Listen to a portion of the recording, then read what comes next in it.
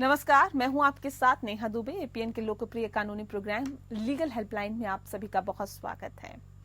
इसमें हमारे कानूनी विशेषज्ञ रोजमर्रा की जिंदगी की समस्याओं से जुड़े कानूनी मसलों पर आपकी शंकाओं का समाधान करते हैं। आप भी इस प्रोग्राम से जुड़ सकते हैं और फोन करके कानूनी राय ले सकते हैं। आज हम आपको बिजली चोरी से जुड़ी हुई कानूनी जानकारी देंगे। उत्तर प्रदेश के संभल से समाजवादी पार्टी के सांसद जियाउर रहमान बर्क के खिलाफ पावर कॉर्पोरेशन लिमिटेड ने कथित बिजली चोरी का मामला दर्ज किया है। सांसद पर भारतीय विद्युत अधिनियम 1948 की धारा 135 के तहत बिजली चोरी का आरोप लगाया गया है। वह दीपा सराय इलाके में 3 मंजिला घर में रहते हैं और संपत्ति का निरीक्षण करने पर केवल हमें 2 किलोवाट क्षमता वाले बिजली के मीटर मिले, जबकि उस आकार के घर को अपने उपकरणों को चलाने के लिए आमतौर पर कम से कम 8 से 10 किलोवाट की आवश्यकता होती है।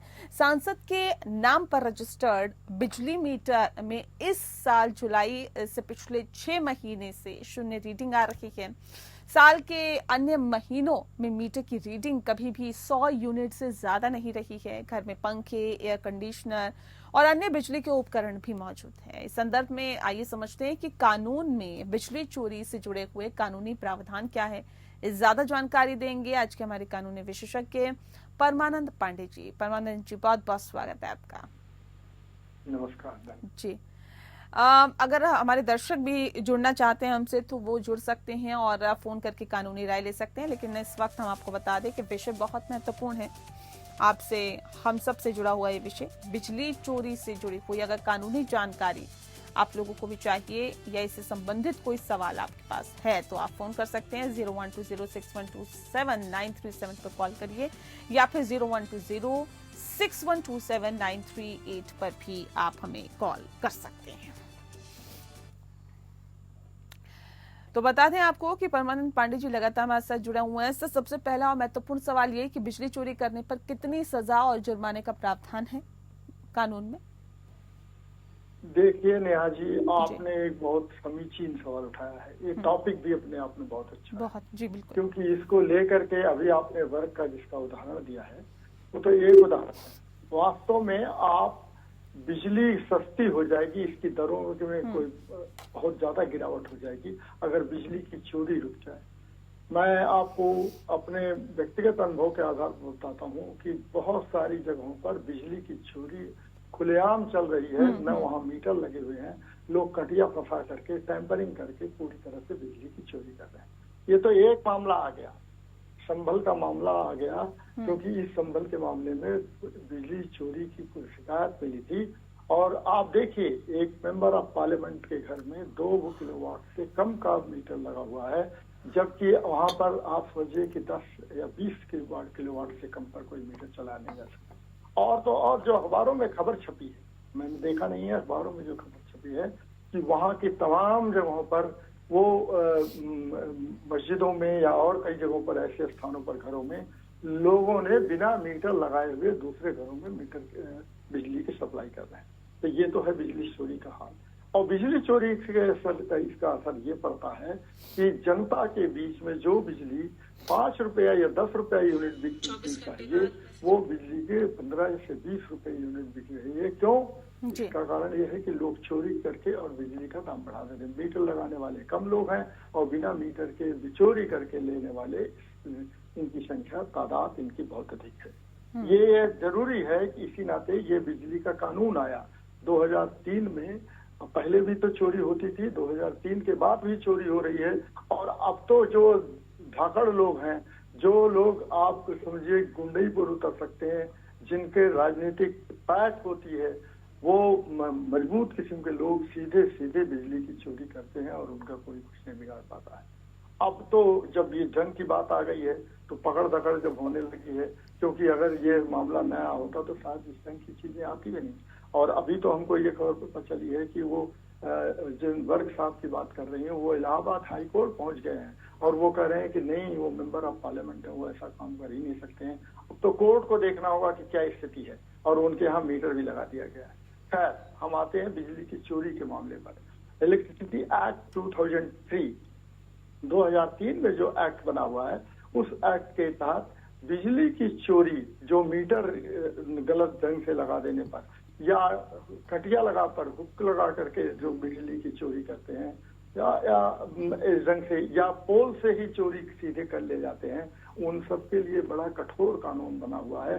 लेकिन उस कठोर कानून का कहते हैं कि कानून कितना भी कठोर क्यों न हो, जब तक उसका अनुपालन ठीक से न हो और अनुपालन करने वाले ठीक से न हो तब तक नहीं कहा जा सकता। मैं आपको लगे यहाँ छोटी सी एक बात बताता हूँ, फिर अपनी बात यहाँ पर खत्म करता हूँ, आगे सवाल पर आऊंगा। आपको बताएं कि छोटा सा मीटर रीडर और हाइड्रिल डिपार्टमेंट में काम करने वाला, कम से कम उत्तर प्रदेश में, वहां का क्लर्क जो है तमाम लोगों से ज्यादा पैसे कमा करके और अच्छे अच्छे मकान बनवा करके अच्छी कार खरीद करके रहता है। कहाँ से?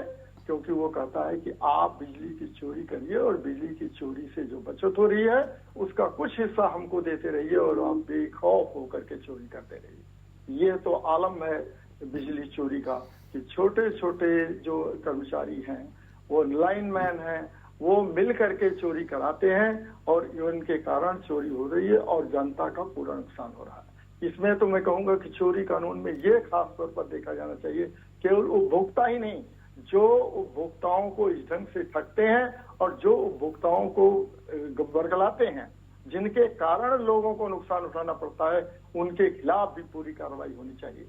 अभी उदाहरण आपने वर्क का ये दिया है, आखिर बरसों से उनके यहाँ ये बिजली की चोरी चल रही थी, तो वहाँ के अधिकारी, वहाँ के इंजीनियर, वहाँ के जूनियर इंजीनियर, वहाँ के एग्जीक्यूटिव इंजीनियर क्या कर रहे थे?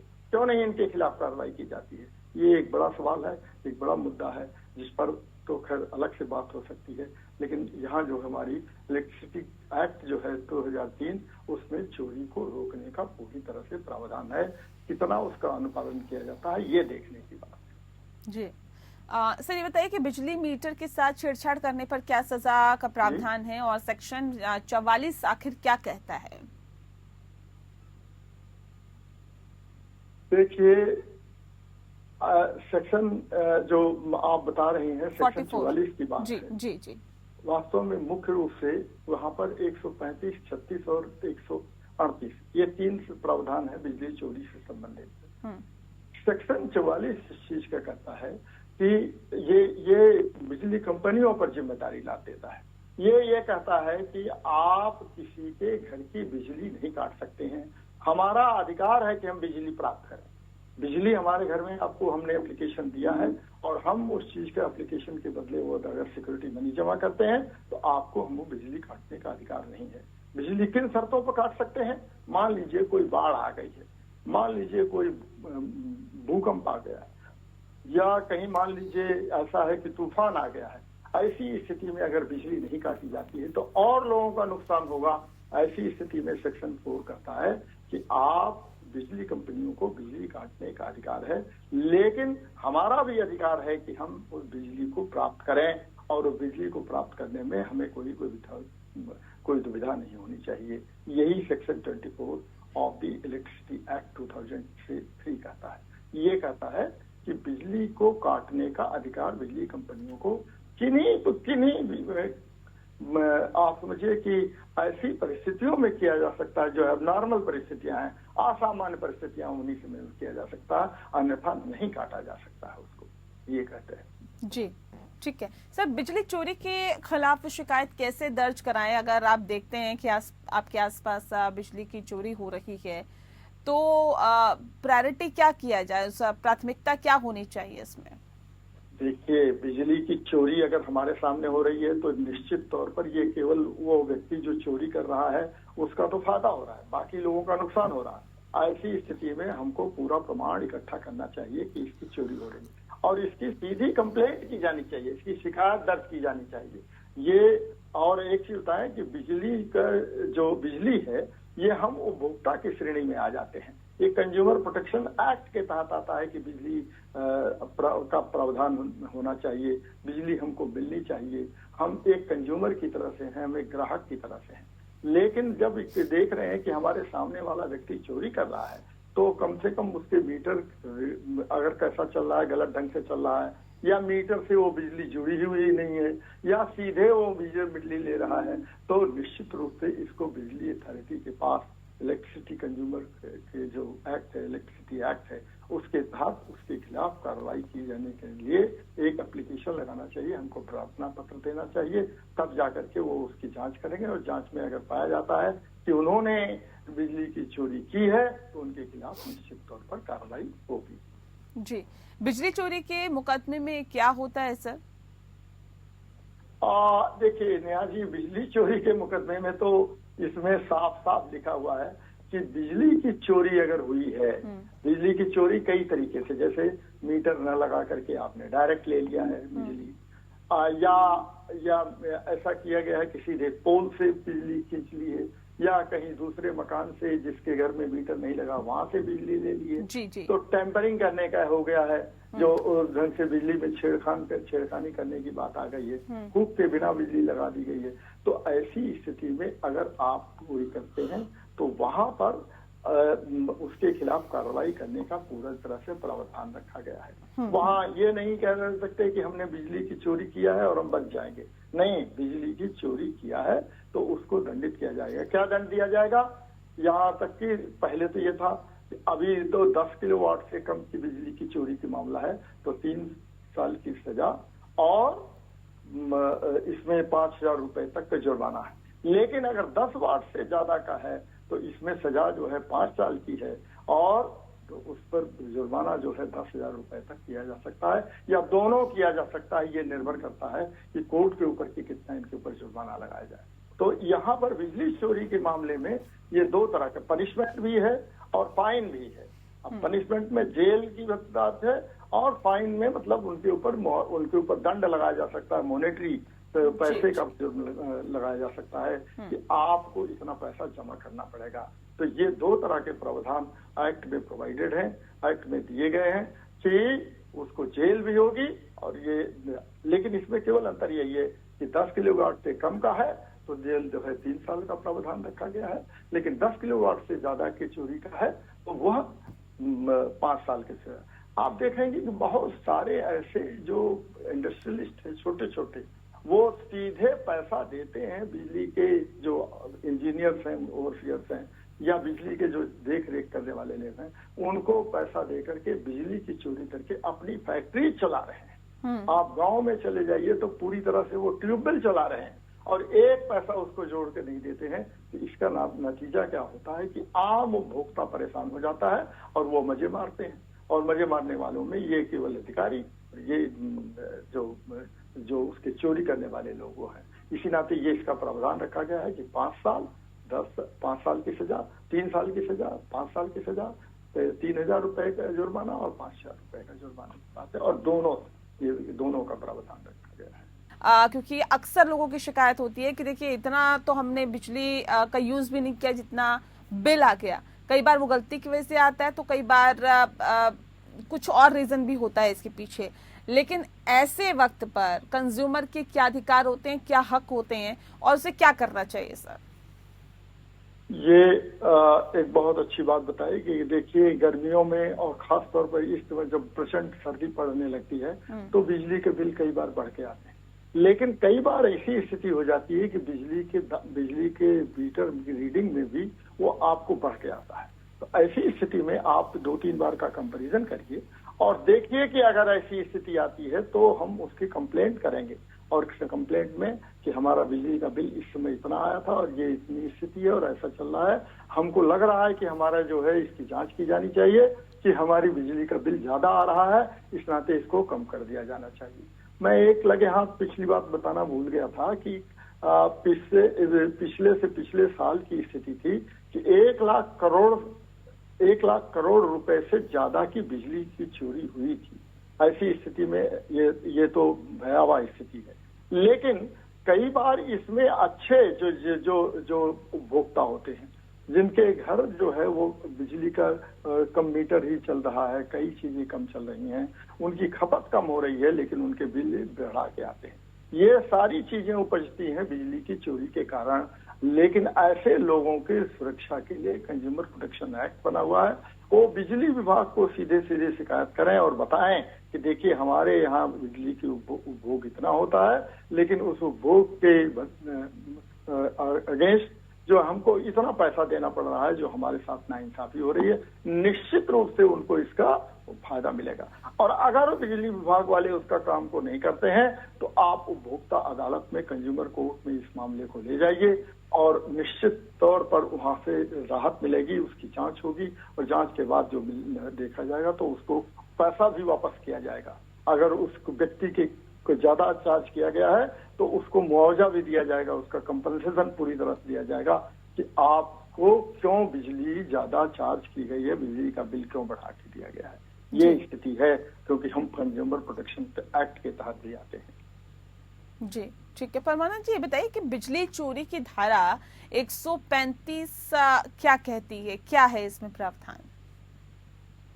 देखिए, मैंने आपसे वो शुरू में कहा था कि 3 धाराएं जो इलेक्ट्रिसिटी एक्ट है 135, 136 और 138 जी, ये बिजली की चोरी से संबंधित है। मान लीजिए किसी ने 135 के तहत क्या हुआ कि इसमें पेनल्टीज क्या हो सकती हैं जी, कितना पेनल्टी होगी 135 के तहत। और पेनल्टी मान लीजिए कोई रिपीट ऑफेंडर माने एक बार उसको पेनल्टी लगी और दंड करने के बाद उसने उसका भुगतान कर दिया और फिर या किसी तरह से उसका दंड भी भुगतना पड़ा, फिर भी वो मान नहीं रहा है और दोबारा वो बिजली की चोरी करते पकड़ा गया है, तो उसके लिए क्या करा। तो ऐसी स्थिति में क्या करते हैं कि रिपीट ऑफेंडर के लिए बिजली विभाग ये कर देता है, वो इलेक्ट्रिसिटी एक्ट के तहत के प्रावधान है कि उसको डिबार कर दिया जाए, माने उसके यहाँ बिजली दी ही नहीं दी।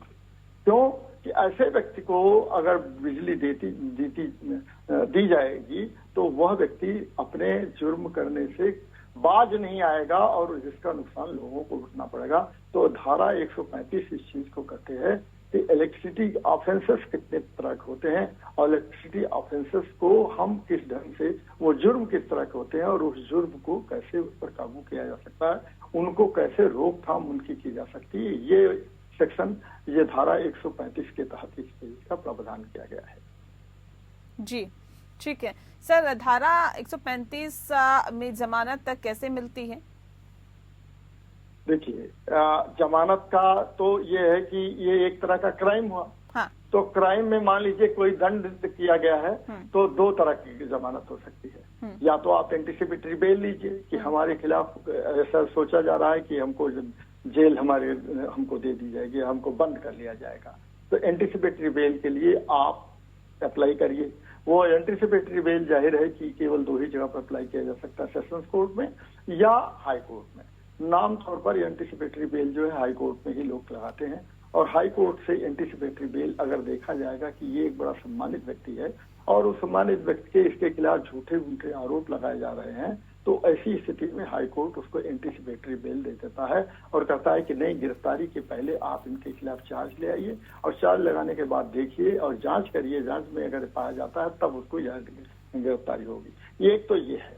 और दूसरा यह है कि गिरफ्तारी अगर उसकी हो गई है तो जमानत के लिए वो जाए और सेशंस कोर्ट में और हाई कोर्ट में इस चीज को दे कि देखिए हमारे खिलाफ झूठे तरह से मुकदमा लगाया गया है और हम चोरी नहीं करते रहे हैं, चोरी कोई दूसरा करता है जिसका हमको दंड भुगतना पड़ रहा है। ये 2-4 ग्राउंड है, मैं ये नहीं कह रहा हूँ कि यही ग्राउंड हो सकते हैं, ये 2-4 ग्राउंड है, आधार हैं जिसके आधार पर ये बेल दी जा सकती है। लेकिन बेल जो जमानत है वो एंटीसिपेटरी बेल और रेगुलर बेल 2 ही का प्रावधान है, जो कि आईपीसी के तहत है, जो इंडियन पिनल कोड ऑफ भारतीय न्याय संहिता आ गई है, तो उसके तहत इस चीज को कोई कंज्यूमर कोर्ट से प्राप्त कर सकता है। जी सर, अगर कोई बिजली चोरी करे तो क्या करे, ये तो आपने बताया, लेकिन ये बताइए कि विद्युत अधिनियम की धारा 138 में क्या है और क्योंकि आपने डिफरेंशिएट किया था, थोड़ा सा इसको और डिटेल से सर बताइए। देखिए, हाँ, ये मैंने आपसे शुरू में कहा था ना कि 135, 136, 138 हाँ। ये 3 धाराएं ऐसी हैं जो कि बिजली चोरी से संबंधित हैं। हाँ। मान लीजिए कि 138 के तहत क्या किया, किसी ने ऐसा किया कि उसको जो बिजली है, बिजली की चोरी क्या किया कि उसने टैंपरिंग किया। टैंपरिंग मतलब किया कि आप देखेंगे कि जो छोटे छोटे कारखाने होते हैं या गांव में भी ट्यूबवेल पर और उन सारी चीजों पर वो लोग क्या करते हैं कि वो टैंपरिंग क्या करते हैं कि मीटर को बिजली से जोड़ने ही नहीं देते हैं और बिजली से जोड़ने नहीं देते हैं, और मीटर उनका बंद रहता है और काम उनका होता रहता है, और लोगों को दिखाते हैं कि नहीं हमारा मीटर से जुड़ी हुई बिजली है।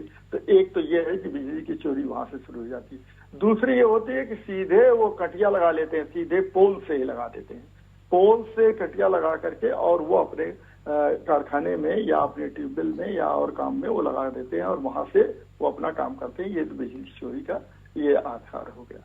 तो ये इन चीजों पर सेक्शन 138 यानी 138 के तहत किस ढंग से टैंपरिंग हो सकती है, किस ढंग से उसके साथ छेड़खानी हो सकती है, किस ढंग से आप बिजली का चोरी करके और लोगों को नुकसान पहुंचा सकते हैं, बिजली विभाग को चूना लगा रहे हैं, ये चीजें देखने में ये सेक्शन 138 पूरी तरह से विस्तार से इस पर बातचीत करता है। और 135 का तो आप देख ही रहे हैं कि वो इलेक्ट्रिसिटी के ऑफेंसेस कितने होते हैं और उन ऑफेंसेस को डील करता है कि कितना चोरी करेंगे, रिपीट ऑफेंडर होंगे तो क्या दंड मिलेगा, और ये चीजें दोहरे की रखी गई हैं। और रिपीट ऑफेंडर होंगे तो उसका दुगना होता चला जाएगा, ये भी है। और फिर बाद में अगर मान लीजिए उसके बाद भी नहीं मानते हैं तो बिजली उसकी काट दी जाएगी और फिर बिजली उसको दी ही नहीं जाएगी, ऐसा भी प्रावधान दिया गया है।